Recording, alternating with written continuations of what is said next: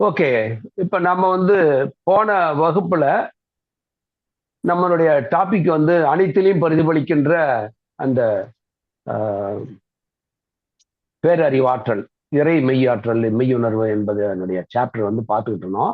அதுல வந்து மனிதர்கள் வந்து எப்படி வந்து அ ஆரம்ப காலத்திலிருந்து அந்த ஆன்மீக பாதைக்குள்ளார எப்படி எப்படியெல்லாம் வந்து எதெல்லாம் இறைவன் என்றெல்லாம் அ வந்து புரிஞ்சுக்கிட்டாங்க.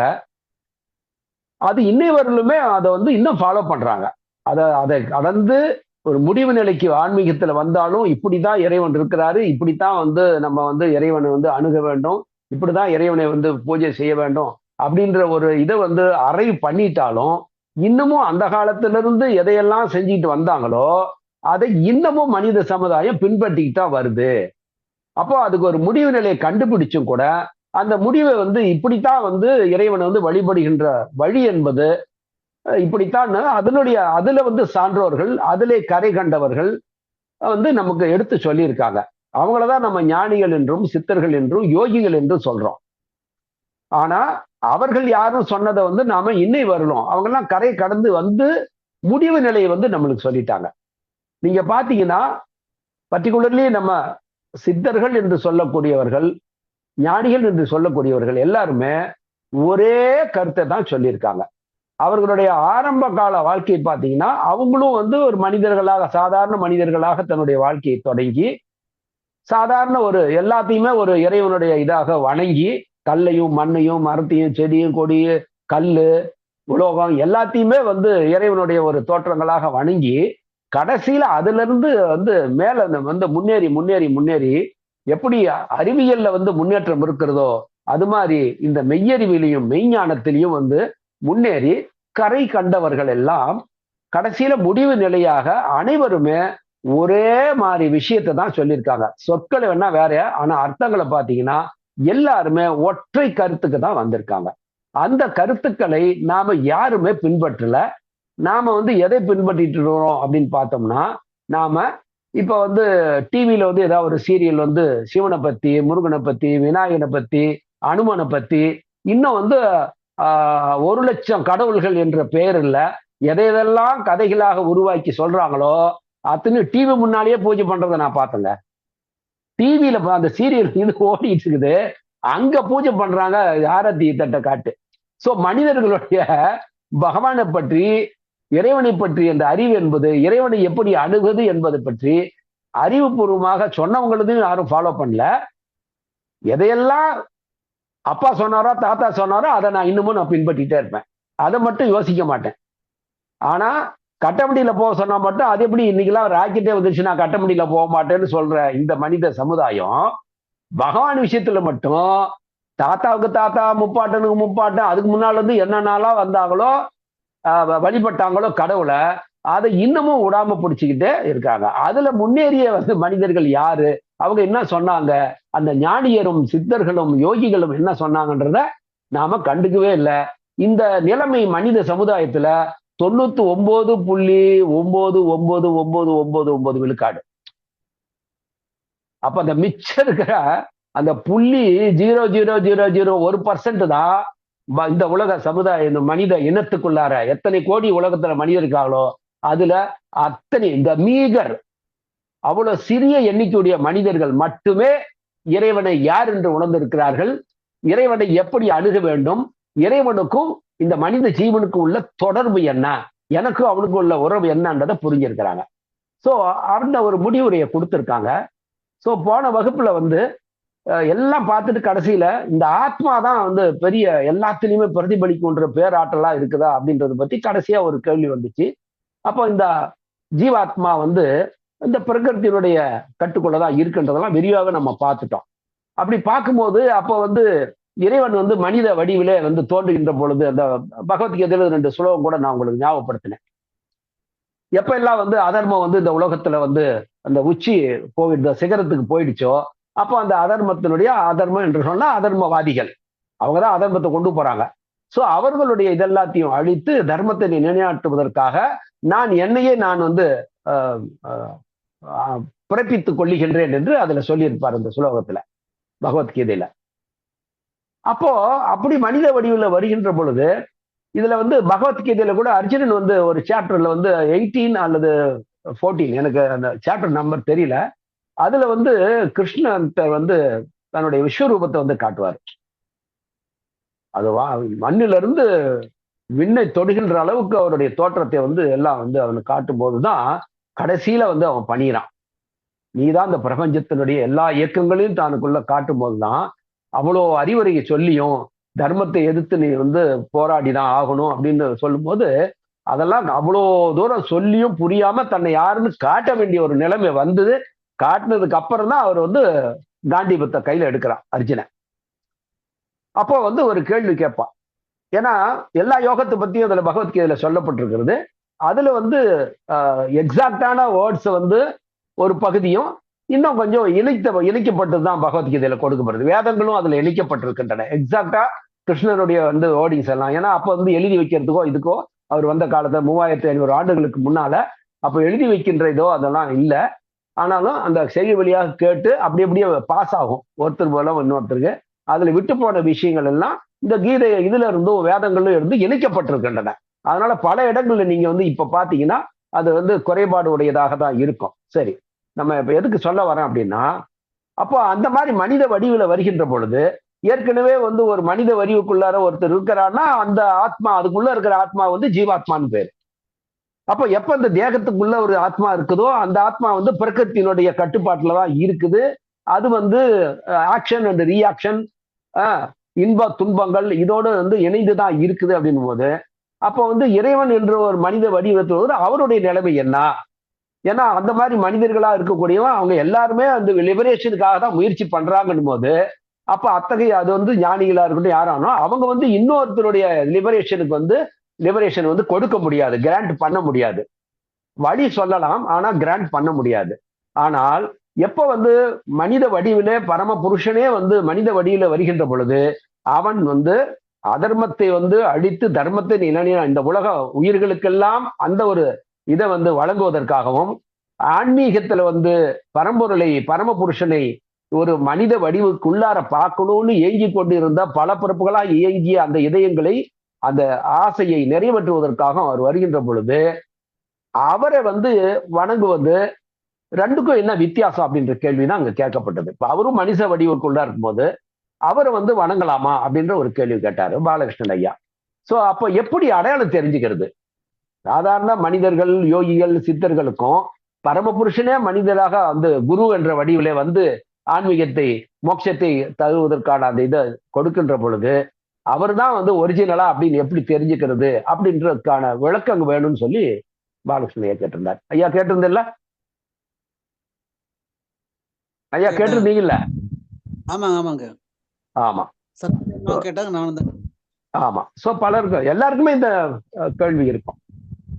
இப்போ எழுதிக்கீங்க, எப்படி நீங்க பிரபா சங்கீத்துக்கு எழுதுவீங்களோ இப்போ தந்திர சாஸ்திர தந்திராவில அந்த இறைவன் வந்து குருவென்ற வடிவில் வருகின்ற பொழுது இந்த உலகத்துல யாரையுமே நீங்க அந்த ஸ்டேட்ல கம்பேர் பண்ண முடியாத பண்புகளை உடையவராக அவர் இருப்பார். அப்படிப்பட்ட பண்புகள் என்ன என்பது தந்திர சாஸ்திரத்திலே சொல்லப்பட்டிருக்கிறது. தந்திரா என்பதுதான் ஆத்தன்டிகேட்டடான, மீதி எல்லாம் வேதங்கள் எல்லாமே மனிதர்களால வந்து புனையப்பட்ட இது பாடல்கள் எல்லாமே. வேதங்கள் எல்லாமே எப்படி பைபிள், குரான் இதெல்லாம் பாத்தீங்கன்னா பல பிரசப்டர் அந்த வருகின்ற அவங்களுடைய இது வந்து அவங்கவுங்க சொன்ன கருத்துக்கள்லாம் கம்பைல் பண்ணி கொடுக்கப்பட்டதுதான் இது பைபிள் அண்ட் குரான் எல்லாம். ஆனா தந்திர சாஸ்திரம் என்பது லார்ட் சிவாவினால டைரக்டா கொடுக்கப்பட்டது. அதுலயும் வந்து ஒரு குறைகள் என்னன்னா சில இடங்கள்ல அது வந்து ஏன்னா அப்போ வந்து கிருஷ்ண பரமாத்மா வந்த காலமாவது 3500 ஆண்டு காலம் சொல்றோம். ஆனா அதுக்கு முன்னால அவரு யுகம் தோறும் வரும்னு சொல்றாருல, சம்பவாமி யுக யுக என்று சொல்றாரு. அப்போ ஒரு யுகம் என்பதும் அப்ராக்சிமேட்டா நம்மளுடைய கணக்குப்படி 3500 ஆண்டு காலம் என்பது ஒரு யுகம், ஒரு சைக்கிள் அந்த இதுல. ஸோ அந்த காஸ்மிக் சைக்கிள்ல வந்து உலகத்தினுடைய அதர்மம் வந்து மேல போய் மறுபடியும் தர்மம் கீழே வந்தோம், கீழே வந்து மறுபடியும் தர்மத்தை வந்து மேல அந்த சைக்கிள் வந்து காலச்சக்கரம் சுழன்று வருவதற்கு நம்மளுடைய கணக்குப்படி 3500 ஆண்டு காலம். அப்படி பார்க்கும்போது 3500 ஆண்டுகளுக்கு முன்னால் வந்த அவர் கிருஷ்ண பரமாத்மா சொன்னார், யுகந்தரும் யுகந்து வரும் போது. அப்ப அதுக்கு முந்தைய யுகம்னு பாத்தீங்கன்னா அதுக்கு பின்னால ஒரு 3500 ஆண்டு காலம் போனீங்கன்னா 7000 தாண்டிடும்.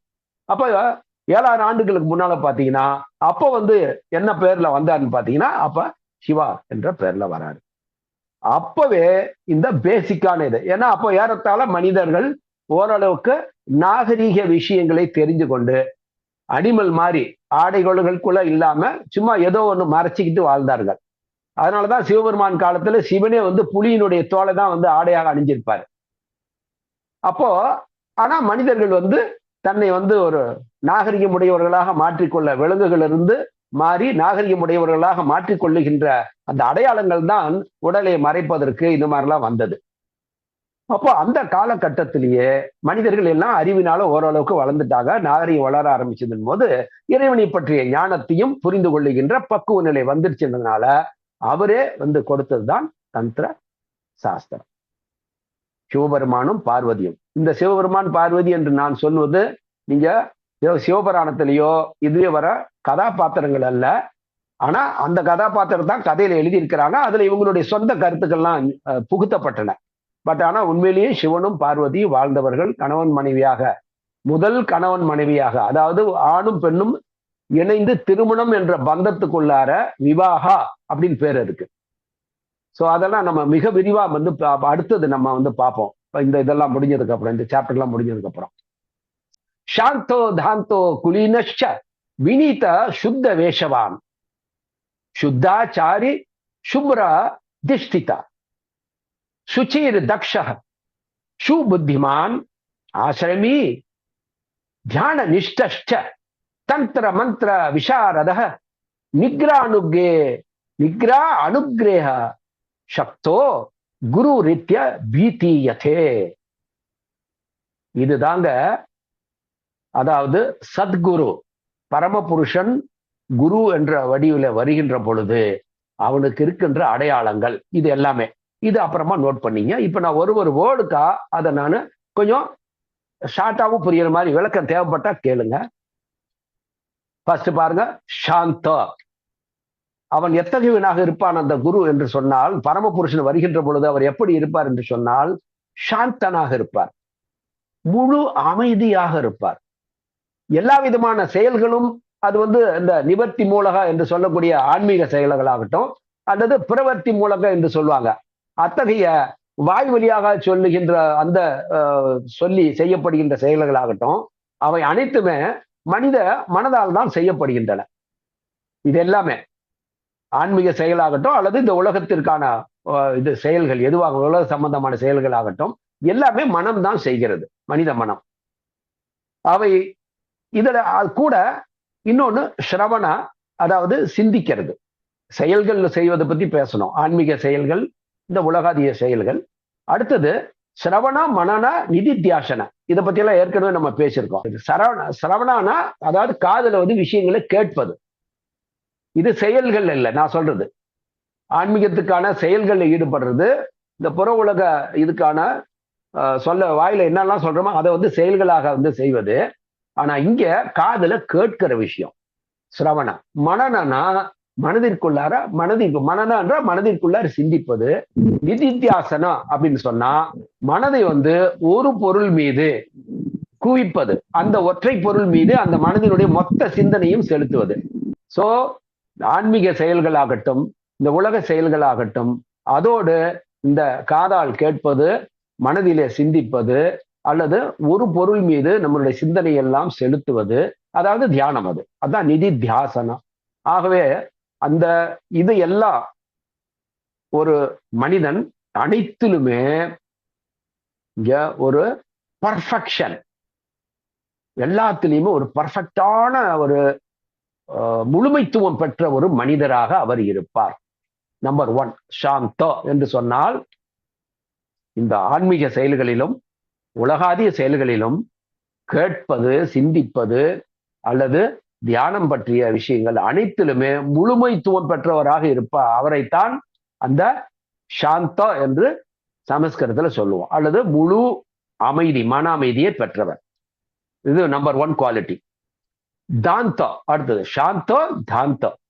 தாந்தோ என்று சொன்னால் இப்ப நம்ம வந்து நம்ம உடம்புல வந்து இந்திரியங்கள் இருக்கு இல்லையா? அதாவது செயல் உறுப்புகள், உணர்வு உறுப்புகள், இதெல்லாம் நம்ம அதே மாதிரி நரம்பு நரம்பு இது மண்டலங்கள், இது எல்லாமே இந்திரியங்களோட தான் சேருவது. அப்போ இது வந்து டிஃபரெண்ட் ஆங்கிள் ஒர்க் பண்ணக்கூடியது ஒன்னொன்னும். ஒவ்வொன்றும் கால் வந்து ஒரு மாதிரி செய்யும், கை வந்து ஒரு விஷயத்துக்காக இயங்கும், இப்படி ஒவ்வொரு இதுமே கண்ணு வந்து ஒரு விஷயத்தை செய்யும், காது ஒரு விஷயத்தை செய்யும். இப்படி இது எல்லாமே பன்முக செயல்பாடுகளை கொண்டவையா இந்த இந்திரியங்கள் எல்லாமே. சோ அதோடு ஏற்கனவே சொன்ன மாதிரி இந்த சிரவண மனன நிதித்தியாசன ஆகிய செயல்முறைகள், அந்த செயல்முறை இந்த 3 விஷயத்திலுமே இந்த இந்திரியங்கள் வந்து பங்கு வகிக்கின்றன. இந்திரியங்கள் எல்லாமே பல்வேறு வகையாக செயல்படக்கூடியவங்க, அதனால பன்முகத்தன்மை உடையவனே என்று சொன்னேன். ஆனா இந்த சிரவண காதால கேட்பது என்று சொன்ன விஷயங்களை காதால கிரகிக்கிறது. மனனம் என்றால் மனதிற்குள்ளார சிந்தனை செய்வது. நிதித்தியாசன என்று சொல்வது ஆன்மீக பயிற்சிக்கான அந்த மனதுக்குள்ளார அதை வந்து நினைப்பது, ஒற்றை பொருளை பற்றி சிந்தித்தனது, எல்லா உணர்வுகளையும் ஒரு பொருள் மீது குவிக்கிறது நிதித்தியாசன. இந்த விஷயங்களிலுமே இந்த இந்திரியங்கள் எல்லாமே நமக்கு மனிதர்களுக்கு உதவுகின்றன, முக்கிய பங்கு வகிக்கின்றன சொல்லலாம். ஆகவே அனைத்து இந்திரியங்களையும் எத்தனை வகையான செயல்களை செய்யுது, ஆனா அத்தனை இந்திரியங்களையும் அதிர்ஷ்டத்துக்கு போக விடாம தன்னுடைய கட்டுப்பாட்டுக்குள்ள, இந்திரியங்கள் வந்து தன்னுடைய மனம் எதை வந்து செய்யணும்னு நினைக்குதோ அதை மட்டும் தான் அது இந்திரியம் செய்யும். இந்திரியம் எதையாவது வந்து காட்டி அதை வந்து மைண்டை வந்து இழுக்க முடியாது. ஏதோ ஒரு விஷயத்த பார்த்து கண்ணால பார்த்த உடனே அட்ராக்ட் ஆகி உடனே மைண்ட் வந்து அதை நோக்கி போற விஷயம்லாம் இல்லை. எல்லாமே தன்னுடைய மனதினுடைய கட்டுப்பாட்டுக்குள்ளார வைத்து கொண்டு இந்த சிரவண மனன மற்றும் நிதித்தியாசனத்துல இந்திரியங்களுடைய செயல்களையும் அதனுடைய சொந்த செயல்கள், அதே சமயத்தில் இந்த 3 விஷயத்துக்கும் அந்த இந்திரியங்கள் எப்படி பயன்படுமோ அதை பர்ஃபெக்டா பயன்படுத்துகின்றவர் தான் தாந்தான்றது. சாந்தோ தாந்தோ. அப்போ அத்தகைய அந்த குரு என்ற வடிவில வருகின்றவர் இந்த பண்பையும் பெற்று இருப்பாரு. எல்லாமே அவருடைய கண்ட்ரோல்ல இருக்கும். எந்த இந்திரியமும் அதிர்ஷ்டத்தெல்லாம் பண்ண முடியாது. முழு கட்டுப்பாட்டை பெற்றவர் தான் தாந்தம். அடுத்தது பாருங்க, குலினஷன் வரும். கௌலா. கௌலா என்னன்னா, அதாவது குண்டலினி சொல்றோம் இல்லையா, பக்தி உணர்வானது எல்லா ஜீவன்களிலுமே இந்த முதுகு தண்டினுடைய வால் பகுதியினுடைய நுனியில அது உறங்குகின்ற தன்மையிலே இருக்கும். அது வெளிப்படுகின்ற பொழுதுதான் பகவான் மேல பக்தி உணர்வு ஏற்படும். அந்த உறங்கி கொண்டிருக்கின்ற அந்த உணர்வுக்கு பெயர் தான் குண்டலினி என்று பெயர். குண்டலினி ஏதோ பாம்பு மாதிரி அது சுருண்டுனா அது பாம்பு, அது மேல் நோக்கி ஏதோ அந்த மாதிரி, அதுக்கெல்லாம் வடிவம் கிடையாது. அந்த உணர்வு அது. பசி என்று சொன்னால் அதுக்கு என்ன வடிவம் இருக்கு? கோபம் என்று சொன்னால் அதுக்கு என்ன வடிவம் இருக்கிறது இல்லையா? அன்பு என்று சொன்னால் அதற்கு என்ன வடிவம் இருக்கிறது? எல்லாம் உணர்வு நிலை. அது மாதிரி பக்தி, பகவான் மேல பக்தி என்பது அது செப்பரேட்டான ஒரு உணர்வு நிலை. அது வந்து உறங்கும் நிலையிலே மனிதருக்குள்ளா இருக்கும். அதனாலதான் இந்த ஸ்லீப்பிங் டிவைனிட்டி என்று சொல்லுவாங்க அத. அப்போ நான் ரொம்ப விளக்கமா போகல. இங்க அந்த குருவானவர் ஒரு கவல சாதகராக இருப்பார் என்று சொன்னால், அந்த குண்டலினியை உறங்கி கொண்டிருக்கின்ற அந்த இறை, அந்த உணர்வு ஆகிய குண்டலினியை மேல் நோக்கி செலுத்துகின்ற, அவர் நினைச்சா யாருடைய குண்டலினியை வேணாலும் அந்த பக்தி உணர்வு சும்மா அவர் மனதில் நினைச்சாவே நீங்க அப்படியே உடனே பக்தியினுடைய உணர்வுல உச்சத்துக்கு சஹஸ்ரார சக்கரத்துக்கு போற அளவுக்கு அவர் பார்வையிலேயே அல்லது நினைச்சாலே போதும் அதை உயர்த்தி விட முடியும். அப்போ தன்னுடைய குண்டலினியும் தன்னால உயர்த்த முடியும், பிறருடைய குண்டலினியும் குண்டலினியும் அவரால் உயர்த்த முடியும். அதற்கான பயிற்சியையும் அவர் கற்றுத்தருபவராக இருப்பார். ஓகேவா? சோ இதுக்கு கௌலான்னு பேரு. சோ அவர் ஒரு கௌலாவாக இருப்பாரு. ஆகவே அதனாலதான் குலினிஷ்யா அப்படின்னு சொல்ற. குலினா என்று சொன்னால் அந்த குண்டலினியுடைய கண்ட்ரோல, அதை இயக்குகின்ற ஆற்றலை பெற்று இருப்பார். அதை மற்றவங்களுக்கு அதனுடைய டெக்னிக்கை போதிப்பவராகவும் இருப்பார். அவரால் மட்டும்தான் அதை முடியும். சிலர் குண்டலினி அவங்களால தியானத்தின் மூலமாக, குருவின் மூலமாக, பல்வேறு குருக்கள் மூலமாக கற்ற அந்த ஈஸ்வர பிரணிதானத்தினுடைய மந்திர ஓசையினாலும் அவங்களால எழுப்பிக் கொள்ள முடியும் சரியா பயிற்சி செய்யும் போது. ஆனாலும் மற்றவருடைய குண்டலினியை அவங்களால ரைஸ் பண்ண முடியாது. அது சத்குருவினால மட்டும்தான் முடியும். அப்படி யாராவது சொல்றாங்கன்னா கதை விடுறாங்கன்னு அர்த்தம். அப்படின்னா குண்டலினியா என்னன்னு தெரியாதுன்னு அர்த்தம் அவங்களுக்கு. அது ஏதோ ஒரு வேறு விதமான ஒரு விஷயமாக அதை சொல்லி அதை நம்ப வைத்து அது மாதிரி சில விஷயங்களை நம்ப வைக்கிறதா. சரி, அடுத்தது வினிதா, அதாவது தன்னடக்கம் உள்ளவராக இருப்பார். அகம்பாவம் மிக்கவராக இருக்க மாட்டார். எப்பயுமே தன்னடக்கம் உள்ளவராக இருப்பார். பிரபஞ்சத்தையே ஆளுகின்ற அவராக இருந்தாலும் தன்னடக்கம், அதான் வினிதான்னு பேரு. அடுத்தது பாருங்க, சுத்த வேஷவான். சுத்த வேஷவான் அப்படின்றனா, சுத்தம்னா தெரியும் சுத்தமான, வேஷவான் அப்படின்னா வேஷம், அதாவது உடை அணிந்தவராக. அவர் எப்பயுமே தூய உடை அணிந்தவராகத்தான் இருப்பார். நீங்க பல பேர் பார்க்கலாம், சார் பார்க்கறதுக்கு ஒரு பிச்சைக்கார மாதிரி தான் சார் இருப்பாரு, ஆனா பயங்கரமான தெய்வ சக்தி சார். இப்படி மனிதர்கள் இப்ப கூட ரீசெண்டா வந்து நம்ம இதுல யூடியூப்ல கூட பல இது வந்துச்சு. யாரோ ஒரு லேடி வந்து அழுக்கான ஒரு உடை அணிந்து அப்படியே ஆகாயத்துல பறக்குறாங்கன்னு சொல்லி அவங்க போற இடத்துல போய் பாதத்தை தொட்டு கும்பிடுறாங்க. இது எல்லாமே மனிதர்களுடைய ஒரு என்ன சொல்றது அப்படின்னா, ஒரு ஒரு தெளிவற்ற ஒரு இதைத்தான் குறிக்கிறது, அவங்களுடைய அறிவை. யாருமே வணங்கக்கூடிய பொருள்கள் அல்ல. அவங்களுடைய தோற்றமே எப்படி இருக்குன்னு இது பாருங்க. 7000 வருடத்துக்கு முன்னாடி சொல்லியாச்சு. சுத்த வேஷவான், தூய உடை அணிந்தவரா இருப்பாரு அவர். கந்தலாகும் இதா மாதிரியோ அந்த மாதிரிலாம் வந்து அதெல்லாம் கிடையாது. தூய உடைதான். அதே மாதிரி சுத்தாச்சாரியாக, சுத்த வேஷவான், அடுத்தது சுத்தாச்சாரி அப்படின்னா நடத்தையில உலகத்துக்கெல்லாம் முன்மாதிரியாக இருப்பார். எல்லா விஷயத்திலுமே அவர் நடந்துக்கிறது வந்து அவர் நடந்துக்கிற மாதிரிதான் பிரபஞ்சத்தில் இருக்கிற மனிதர்கள் அத்தனை பேர் நடக்கிறதுக்கு முன்மாதிரியாக இருப்பார் அவர் அவருடைய வாழ்நாள்ல. அடுத்தது இதெல்லாம் நீங்க ஒண்ணு கம்பேர் பண்ணிக்கணும். இந்த உலகத்துல எத்தனையோ பேர் நம்ம குருமார்கள் இருக்கிறாங்க. நிச்சயமாக அவங்கெல்லாம் ஒரு ஸ்டேஜான குருமார்கள் தான், தவறொன்றும் இல்லை. ஆனால் அவர்கள் உங்களை தியானத்தின் கருப்பொருளாக வைத்து மோட்சத்தை வழங்கக்கூடியவர்களாக அவரை நீங்க வணங்கவே முடியாது. மோட்சத்தை வழங்கக்கூடியவர் வந்து எப்பெல்லாம் தாரகபுரமாக வருகின்றாரோ அவர் மூலமாக கிடைக்கின்ற அந்த தீட்சையின் மூலமாக மட்டும்தான். ஏனென்றால் அவரே தருவது. சரி, அடுத்தது சுப்ர திஸ்தவாக பாருங்க. சுப்ர திஸ்திதா அப்படின்னு என்ன அர்த்தம்னா, தான் வாழ்வதற்கு இப்ப சாப்பிடணும், வாழணும் இல்ல, உயிர் வாழணும் இல்ல, அந்த வாழ்வாதாரத்தை வாழ்வுக்குரிய அந்த பொருள் இருக்குல்ல, தன் வாழ்வதற்கு தேவையான உணவு, உடைய, இருப்பிடம், இப்படி எதுவாகுமோ அதெல்லாமே அங்க நேர்மையான சரியான வழியிலே அது அந்த வாழ்வாதாரம் வந்து பெற்றவராக இருப்பார். ஒருத்தரிடந்து வந்து நீங்க வந்து பிச்சை எடுத்தோ அல்லது மற்றவர்களிடமிருந்து பெற்றோ அப்படிலாம் இல்லை. அவருக்கான அந்த இதை வந்து அவரே நேர்மையான இதுல வந்து அதை பெற்று அதன் மூலமே அவர் வாழ்க்கையை நடத்துவார். நோட் பண்ணிக்கங்க. அடுத்தது சுச்சி. சுச்சினா என்ன? சுச்சினா தூய்மை, சௌச்சம் என்று கூட சொல்லுவான். பாத்தீங்களா, சௌச்சம் சந்தோஷம்லாம் வருது இல்ல, யமனியது, அதான் சுச்சினா தூய்மை. இங்க தூய்மையான எண்ணம் கொண்டவராக இருப்பார். ஒரே எண்ணம் தான், உள்ளொன்று வைத்து புறமொன்று பேச மாட்டார்.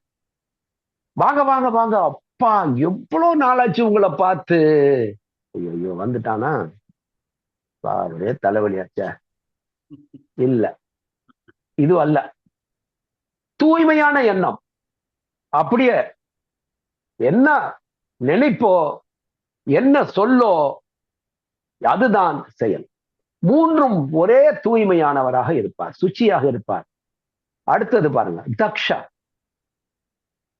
இந்த ஆன்மீகத்துல இந்த தக்ஷாவாக அவர் இருப்பார். அதான் என்ன தக்ஷா அப்படின்னா என்ன அர்த்தம்னா, தத்துவார்த்த அந்த தத்துவங்களை எல்லாம், தத்துவ அம்சங்களை எல்லாம் நன்கு அறிந்தவராக இருப்பார். இந்த பிரபஞ்சத்தினுடைய அத்தனை தத்துவங்களையும் அவர் அறிந்தவராக இருப்பார். அவர் அறிஞ்சுக்கணுமா நான் எங்கேயா போய் படிச்சு இல்ல, ஏனென்றால் அவரே வந்து ஞான இதா இருக்கிறார் அவரு. சோ அவர் வந்து அனைத்து தத்துவங்களையும் அவர் அறிந்தவராக இருப்பார். கோட்பாடு அறிவு மட்டும் இல்ல, வெறும் தத்துவங்கள் மட்டும் இல்ல, அதற்கான செயல்முறைகள் அனைத்தையும், தத்துவங்களையும் சரி, அதற்கான செயல்முறை, தத்துவங்களை எப்படி செயல்படுத்துவது, எக்ஸாக்டா என்ன இதுல வந்து அது வந்து துல்லியமாக செயல்படுத்தினா அந்த தத்துவத்தில் சொல்லப்பட்டிருக்க விஷயங்கள் வந்து 100% ரிசல்ட்டை தரும் அப்படின்ற அனைத்து விஷயங்களையுமே அவர் அறிந்தவராக இருப்பார். அப்போ நாமெல்லாம் சாதாரணமா அந்த இந்த மாதிரி ஒரு ஞானத்தை பெற்றவர் வித்வான் அப்படின்னு சொல்லுவோம். ஆனா வித்வான் என்பவர் வந்து கற்றுக்கொண்டு தேர்ச்சி பெற்றவர் அவரு. ஆனா இவரு தக்ஷனாக இருப்பார் என்று சொன்னால் அவர் அனைத்தும் அறிந்தவராக இருப்பார், தெரிந்தவராக அல்ல. ரெண்டுக்கும் வித்தியாசம் இருக்கு. தெரிந்து கொண்டவராக இருப்பார் என்பது வேறு, அறிந்தவராக இருப்பார் ரெண்டு வேறு. சோ இது தக்ஷனாக. அடுத்தது என்ன பாருங்க, ஆகவே அடுத்தது பாருங்க, அவரு அதிபுத்திசாலி, சுப புத்திமான்னு பேரு. சுப புத்திமான் அப்படின்னா அவருடைய அந்த அறிவாற்றலானது எப்படி இருக்கும் அப்படின்னா, சுப புத்தி அப்படின்னா புத்திசாலித்தனம் என்று சொன்னது அது வேற, ஆனா அதிபுத்திசாலித்தனம் என்பது வேறு, சுபபுக்தி என்று சொன்னது வேறு. அப்போ அவருடைய அறிவானது நன்மைகளை தரக்கூடிய மற்ற அறிவினர்கள் எல்லாமும், மற்ற அறிவாளிகளை எல்லாம் கடந்து அவருக்கு மேல ஒரு அறிவாளியே அல்ல, இன்னொருத்தர் இல்லை என்று சொல்ற அளவுக்கு அவருடைய புத்தியானது நன்மைகளையே பயக்கக்கூடிய விஷயத்துக்காக அவருடைய புத்தி பயன்படுவதாக இருக்கும். இதுக்கு பேரு சுப புத்திமான். அதை அடுத்தது பாருங்க, ஆசிரமி என்று சொல்லப்பட்டிருக்கு அந்த சுலோகத்துல. இங்க ஆசிரமி என்று சொன்னால் ஆசிரமோன்னு பேரு. ஆசிரமம் என்று சொன்னால் அங்க ஆசிரமத்தில் இருக்கவங்களா யாருங்க? திருமணமானவங்களா இருப்பாங்க ஆசிரமத்துல, இல்லையா? ஆனா இங்க ஆசிரமின்ற பொருள் என்னன்னா அவர் திருமணம் ஆனவராக, அந்த ரெண்டு பொருளையும் வரக்கூடிய ஒரு விசேஷமான சொல் ஆசிரமி அப்படின்னு அர்த்தம்.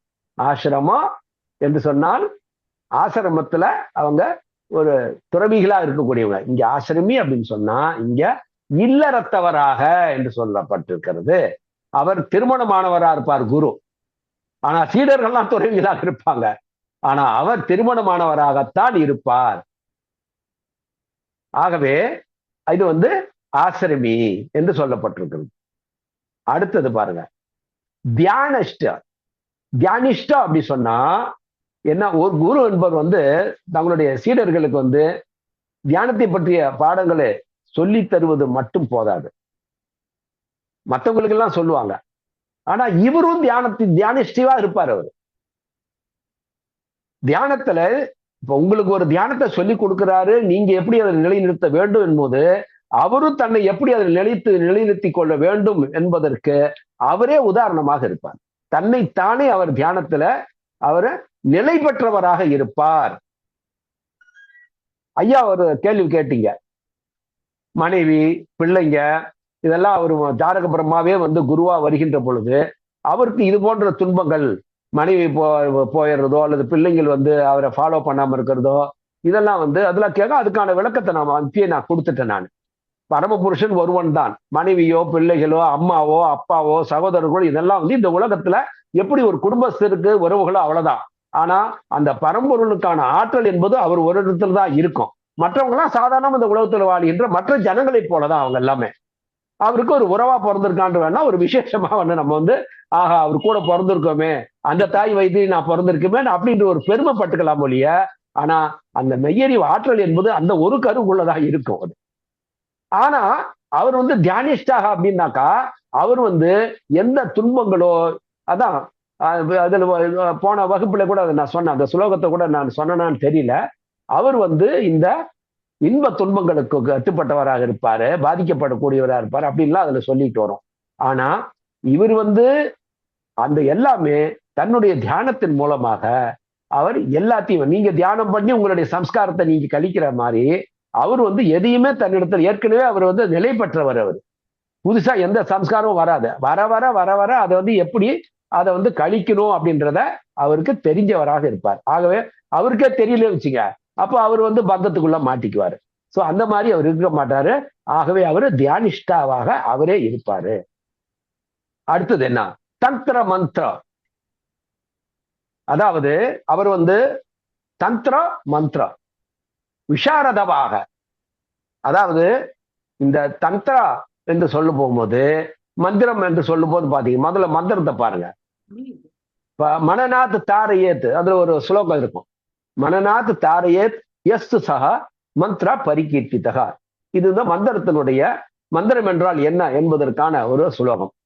அதாவது எந்த ஒரு மந்திரம், எந்த ஒரு சொல்லை நீங்க திரும்ப திரும்ப அந்த உணர்வோடு உச்சரிக்கின்ற பொழுது அனைத்து வகையான உங்களுடைய சம்ஸ்காரங்கள் அல்லது கட்டுத்தலைகள், அடிமைத்தனங்கள், அதாவது இந்த மனம் எதிலெல்லாம் கட்டுப்பட்டு கிடக்கிறதோ அனைத்திலிருந்தும் அது விடுதலை பெறுகிறது. சோ எத்தகைய ஒரு சொல் மந்திரம் ஒருவரால தீட்சை தருகின்ற பொழுது அந்த மந்திரமானது அவர்களை இதிலிருந்தெல்லாம் விடுவிக்கிறதோ அதுக்கு பேர் தான் மந்திரம் என்று பேர். ஆகவே இப்ப அந்த மாதிரி எல்லாருக்கும் பொதுவாக ஒரு மந்திரத்தை நீங்க தீட்சை பண்ண முடியாதுங்க. ஏனென்றால் இப்போ என்னுடைய நோய் ஒரு மாதிரி இருக்குது, உங்களுடைய நோய் ஒண்ணு, எல்லாத்துக்கும் ஒரே மருந்தை கொடுக்க முடியுமா? ஒருத்தர் ஹார்ட் பேஷண்ட்டுங்க, ஒருத்தர் லங்ஸ்ல பிரச்சனை, எல்லாத்துக்கும் ஒரே மருந்தா கொடுக்க முடியும்? அப்ப ஹார்ட்டுக்குன்னு வந்தாக்கா பிரச்சனைக்கு அது என்ன? அது மாதிரி ஒருவருடன் மனிதனுடைய சம்ஸ்காரங்கள், அவங்களுடைய வினைப்பயன்கள் வெவ்வேறு அளவுல இருக்கும். அப்போ என்ன மாதிரி இந்த ஒரு சாதகனுக்கு எத்தகைய மந்திர ஓசையை தந்தால் அவனுடைய வினைப்பெண்களுடைய அந்த ஆளுமையானது, அந்த ஆற்றலானது அது தகர்த்தெறியப்படும் என்றதை அறிந்த ஒரு மனிதராக அவர் இருப்பார்.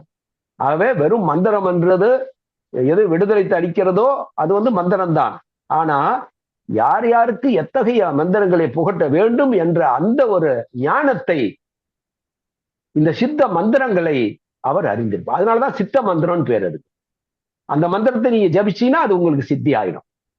அதே மந்திரம் எனக்கு சித்தி ஆகாது. நிறைய பேருக்கு இந்த உலகத்தில் இதெல்லாம் இந்த சயின்ஸே தெரியாது முதல்ல. ஏன்னா இவங்கெல்லாம் இந்த மாதிரி சாஸ்திரங்களுடைய சொல்லப்பட்ட விஷயங்களை மனிதர்கள் அறிந்திருக்கவில்லை. யாரா ஒருத்தர் ஏதோ ஒரு தீட்சை கொடுப்பாரு, இல்லைன்னா புக்ல ஏதாவது போட்டிருக்கோம், இதை மந்திரமா சொல்லிக்கிட்டே இருங்க, 108 தடவை சொல்லுங்க, 1001 தடவை சொல்லுங்க. இதெல்லாம் ஒண்ணுக்கும் உதவாது. இதெல்லாம் கிளி சொல்லி கொடுத்தா திரும்ப திரும்ப சொல்லிக்கிட்டே இருக்கும். அதுக்கு அது அர்த்தம் என்னன்னு தெரியாது. நீங்க திட்டி சொல்லி கொடுங்க, அதையும் திட்டுற மாதிரியே பேசிக்கிட்டே இருக்கும். கெட்ட வார்த்தை சொல்லி கொடுங்க, கெட்ட வார்த்தை சொல்லிட்டு இருக்கோம். அதே ஒரு மனுஷனை பார்த்து நீ சொல்றான்னு சொன்னா அவன் கோவப்படுவான்.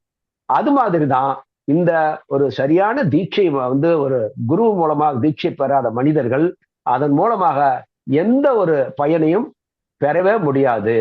ஆகவே கடைசியாக ஒன்று என்று அப்படின்னா இந்த நிக்ரா அனுகிரக, அதாவது அந்த குரு தன்னுடைய சீடர்களை அனுஷ்டிக்கின்றவர், அதாவது அணைக்கின்றவராகவும் இருப்பார், தவறுகள் செய்கின்ற பொழுது தண்டிக்கின்றவராகவும் இருப்பார். கடுமையான தண்டனை வழங்கப்படுவார். அப்ப அந்த தண்டனையை ஏற்றுக்கொண்டு ஒரு சீடன் மறுபடியும் கண்டினியூ ஆகணும். சாதாரண தண்டனை எல்லாம் இருக்காது. அப்ப அந்த தண்டனையை ஏற்றுக்கொண்டு மறுபடியும் அவரிடத்துல குருவாக தன்னுடைய சீடனாக நான் கண்டினியூ பண்ணணும் அப்படின்னா அவர் எத்தகைய ஒரு ஆற்றலை பெற்றிருந்தவராக இருந்தால் அவனால் அங்க கண்டினியூ பண்ண முடியும்ன்ற ஒரு கேள்வி அங்க இருக்குது.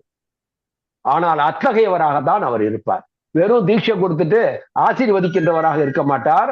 அந்த சீடன் தவறை செய்கின்ற பொழுது தவறுக்கான தண்டனையை வழங்கக்கூடியவராகவும் 2 விஷயமாகவும் அவர் இருப்பார். இது எல்லாம் ஒருங்கே பெற்றவர் யாரோ அவரே இந்த சத்குருவாக நீங்க மனிதர்கள் புரிந்து கொள்ள வேண்டும். சோ இதுதான் சரியான ஒரு குருவை. அதனாலதான் பிரம்மேவே குரு ரேக்கனா பரஹா என்று சொன்னார். நான் சொன்ன போன வகுப்புலயே பிரம்மாவுக்கு மட்டும்தான் சீக்கிரட் தெரியும். ஏன்னா பிரம்மம் தான் எல்லாத்தையும் படைக்கின்றார். மறுபடியும் படைத்தவை எற்றாலும் தனக்குள்ளார எப்படி சேரணும், உள்ள எப்படி அவர் எல்லா ஜீவன்களும் வெளியே போனதெல்லாம் மறுபடியும் தனக்குள்ள எப்படி வரணுன்றதுக்கான சயின்ஸ் டெக்னிக்ஸ். ஏன்னா அந்த ஒற்றை பொருளில் தான் அனைத்து வெளியே வந்தது. அந்த ஒற்றை பொருள் தான் எல்லாம் ப்ரோக்ராம் பண்ணுது. அந்த ஒற்றை பொருளுடைய விருப்பப்படிதான் எல்லாமே மறுபடியும் நகர்கின்றது. இதுல 2வது கருத்து என்பது மனிதர்களுக்கு இருந்தால் அவர்களை காப்பாற்ற முடியாது யாராலும் அறிவினால். ஆகவே திரும்பவும் அவருக்குள்ளாரே அந்த ஒவ்வொரு பிரிந்து இருக்கின்ற ஒரு ஆன்மாவும் அவருக்குள்ள போகணும் அப்படின்னா அந்த சீக்கிரட்டை அவருக்கு மட்டும்தான் தெரியும். அதனாலதான் குரு என்று சொன்னாலே உங்களுடைய அறியாமையை நீக்குகின்றவர். அறியாமை என்றால் இந்த பிறப்பெண்ணும் பேதமை என்ற பொருள். பிறப்பெண்ணும் பேதமை நீங்க சிறப்பெண்ணும் செம்பொருள் காண்பதுதான் அறிவு. அதுதான் மெய்யறிவு, அதுதான் உண்மையான அறிவு. மனிதனுக்கு இருக்கிற அறிவு என்ன வேணும்னா அங்க இந்த குரலுக்கு ஏற்றவாறு அந்த செம்பொருளை, அறிந்து கொள்ளுகின்ற ரகசியம். எதை செஞ்சா செம்பொருளோடு நீயும் இணைவன்றது அந்த ரகசியத்தை அவரால் மட்டும்தான் தெரியும். அதனாலதான் பிரம்மா மட்டுமே குருவாக இருக்க முடியும், இரண்டாவதாக வேறு யாரும் குருவாக இருக்க முடியாது என்பதுதான் அதனுடைய பொருள். பிரம்மேவ குரு வேக்கன்னா பரஹா, இரண்டாவதாக ஒருவர் குரு என்ற ரோலை வந்து பண்ணவே முடியாது என்பதுதான் சொல்லப்பட்டிருக்கிறது. அப்படின்னா மற்ற குருக்கள் எல்லாம் வந்து என்னன்னா எல்லாருமே தகுதி உள்ளவர்கள் தான், ஆனால் படிப்படியான அந்த ஸ்டேஜை பெற்றவர்களா இருப்பாரு. அதனால அவரவர்களுக்கு யாருக்கு இதுவரையிலும் இதுக்கு முன்னால பல குருக்களை சந்திச்சிருப்பாங்க, தீட்சை வாங்கியிருப்பாங்க, பண்ணிக்கிட்டே வாங்க. நம்பிக்கை குரு என்றவரை நம்ப வேண்டாமானா. ஆனா அந்த தாகம் உங்களுக்கு சரியானதாக இருக்கின்ற பொழுது அடுத்த ஸ்டேஜில் இருக்கிற குரு என்பவர் தானாகவே உங்களுக்கு சத்குரு வரையிலும் உங்களுக்கு அடுத்தடுத்த உங்களுடைய தேவையை பொறுத்து தான் இருக்குது, உங்களுடைய ஏக்கத்தை பொறுத்து தான். அந்த ஆத்மா வந்து ஏக்கம், அந்த மனதின் ஏக்கத்தை பொறுத்து அவனுக்கு ஏற்ற அந்த குருமார்கள் அமைவார்கள். ஒரு கட்டத்துல சத்குருவே குருவாக கிடைப்பார். கிடைத்த பிறகுதான் மோட்சம். அதுவரை மோட்சம் என்பது யாருக்குமே கிடையாது. ஏன்னா வேறு யாராலையும் மோட்சத்தை வழங்க முடியாது. முக்தியை கொடுக்க முடியும், முக்தி வரையில் தான் போக முடியும், மோட்சத்தை பெற முடியாது.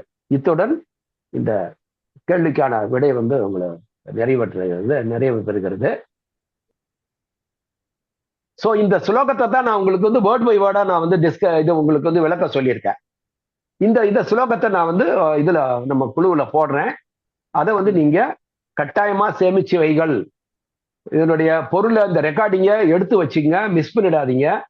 ஏன்னா இந்த இதை வந்து நீங்க எங்க கேட்டாலும் யாரு கேட்டாலும் ஆத்தன்டிகேட்டடா நீங்க வந்து எங்க போய் நெட்ல தேடினாலும் சரி, இதுதான் குருவனுடைய இலக்கணம்.